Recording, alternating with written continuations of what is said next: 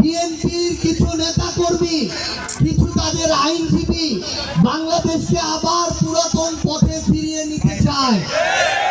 প্রিয় কুমিল্লা, বিপ্লবীদের কুমিল্লা, সংগ্রামীদের কুমিল্লা, যেই কুমিল্লা নিয়ে আজকে থেকে কয়েক বছর আগেও একজনের নামেই সমস্যা হতো, সে আর এই দেশে থাকতে পারে নাই। এই জন্য আমরা এই কুমিল্লা থেকে এমন বিপ্লবীদের পেয়েছি যারা এই 24-এর অভ্যুত্থানের সামনের সারিতে ছিল সবসময়। আমরা আপনাদেরকে আহ্বান করব একজন মুখ্য সংগঠক হিসেবে, আমরা এখন এই বাংলাদেশটাকে 24-এর আকাঙ্ক্ষা দিয়ে বাস্তবায়ন করতে চাই। নতুন করে আমরা দেখছি বিএনপির কিছু নেতা কর্মী, কিছু তাদের আইনজীবী বাংলাদেশকে আবার পুরাতন পথে ফিরিয়ে নিতে চায়। আমরা দেখছি মাঠ পর্যায়ে আমাদের নেতা কর্মীদেরকে হুমকি দেওয়া হচ্ছে, হামলা করা হচ্ছে। এটা মোকাবেলা করার জন্য এই কুমিল্লা এনসিপির শক্তিশালী সাংগঠনিক ঘাঁটি তৈরি করতে হবে। আপনাদেরকে শুধু 3টা আহ্বান জানাতে চাই।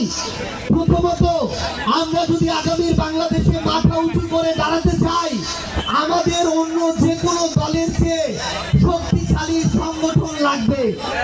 2 নম্বর, আমাদেরকে স্থানীয় নির্বাচনে এককভাবে প্রতিদ্বন্দ্বিতা করে ওয়ার্ডের মেম্বার থেকে শুরু করে ইউনিয়ন চেয়ারম্যান, উপজেলা চেয়ারম্যান, সিটি কর্পোরেশন মেয়র প্রত্যেকটা জায়গায় নিজেরা জিতে আসার প্রস্তুতি নিতে হবে।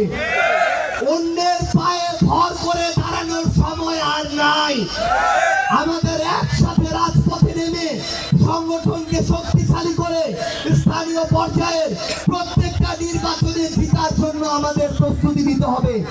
এবং সর্বশেষ একটি কথা বলে শেষ করব, আমাদের নিজেদের মধ্যকার যত ধরনের মতপার্থক্য, বিভাজন, মনোমালিন্য আছে, সবগুলোকে একপাশে রেখে আগামীর বাংলাদেশ গড়ার যে লড়াই, আগামীর এনসিপিকে সামনে রেখে বাংলাদেশের জনগণের প্রতিনিধিত্ব করার যে লড়াই, সেই লড়াইয়ে বিন্দুমাত্র আপোষ না করে আমাদের বিজয় পর্যন্ত পৌঁছাতে হবে ইনশাআল্লাহ। সবার সাথে আবার দেখা হবে রাজপথের সংগ্রামে অথবা বিজয়ে।